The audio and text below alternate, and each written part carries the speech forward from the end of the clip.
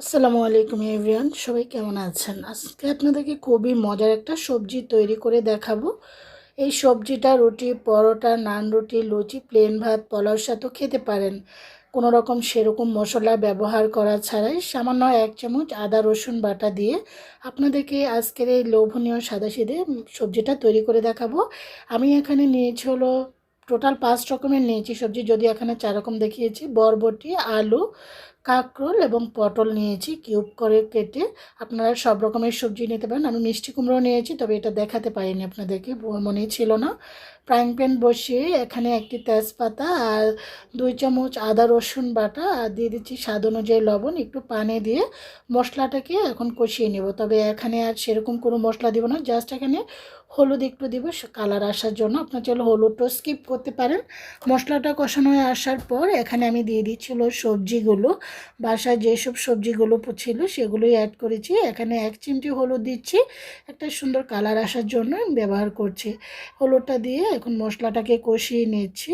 আপনার ছেলে 5 ফোড়ন দিয়ে কিন্তু প্রথম অবস্থায় কষিয়ে নিতে পারেন, তবে আমি এখানে জাস্ট এখানে 2 চামচ আদা রসুন বাটা দিয়ে আজকের এই সাদাসিধে সিম্পল খুবই সুস্বাদু একটা সবজি করে দেখাচ্ছি। সবজিটা কষাতে কষাতে কিন্তু সবজিটা গায়ে মশলাটা দেখুন মাখো মাখো টাইপের লেগে আসছে। আর এই সবজিটা এত সুস্বাদু, যারা ডায়েট করছেন তারা বাটি ভর্তি করে খেলেও শরীরের কোনো কিছুই হবে না। এখানে আমি নিয়েছিল মিষ্টি কুমড়া, তবে এটা আপনাদের ফার্স্ট টাইমে দেখাতে পারিনি, সবজিগুলোর সাথে মনে ছিল না, পাশে ছিল খেয়াল করিনি। আর এখন মিষ্টি কুমড়োগুলো দিয়ে দিয়েছি, এত সুস্বাদু। আপনারা চাইলে এখানে শাক পাতা, যে কোনো ধরনের শাক পাতা, তারপরে এখানে পুঁই শাক পাতা এগুলো অ্যাড করতে পারেন। আমি কোনো শুকনো মরিচ ইউজ করিনি, এখানে কাঁচামরিচ দিয়েছি একটু মিডলে ফালি করে 6-7টি, যেন একটু হালকা একটা ঝালের ফ্লেভার আসে। এই সবজিটা এত সুস্বাদু একটা সবজি, আপনি বাটি ভরে খেলেও কিন্তু আপনার মন ভরবে না। সবজিটা কষাতে কষাতে সবজিটা কিন্তু খুব সুন্দর একটা ফ্লেভার চলে আসার পর এখন আমি সবজিটা সিদ্ধ হওয়ার জন্য পানি দিয়ে দিয়েছি। এখানে দিয়ে এখন নেড়ে চেড়ে এখন ঢাকনা দিয়ে ঢেকে সবজিটা সিদ্ধ হওয়ার জন্য অপেক্ষা করব। এখন ঢাকনা দিয়ে ঢেকে দিয়েছি আর সবজিটা অলরেডি টকবগিয়ে ফুটে উঠেছে দেখুন। আর এত সুন্দর কালার, আসলে সবজির কালার কিন্তু দেখতে অনেক ভালো লাগে।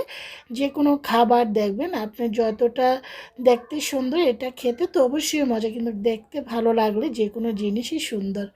এখন এটাকে নেড়ে চেড়ে ভালো করে দিয়ে আবার উল্টে পাল্টে এখানে আমি 1 টেবিল চামচ কর্নফ্লাওয়ার নিয়েছি। আপনারা চাইলে আটা, ময়দা, চালের গুঁড়ো নিতে পারেন। আমি সবজিটার একটু ঘনত্ব করব, তবে বেশি ঘন করব না, একটু লাইট ঘন করব। এখন দিয়ে পানি একটু নর্মাল পানি দিয়ে গুলিয়ে উপর দিয়ে ঢেলে দিয়েছি। এ থেকে সবজিটা যেহেতু আমার হয়ে গিয়েছে, আপনার চাইলে অবস্থা ধনে পাতাও দিতে পারেন, আবারও 2-1টা কাঁচামরিচ দিতে পারেন।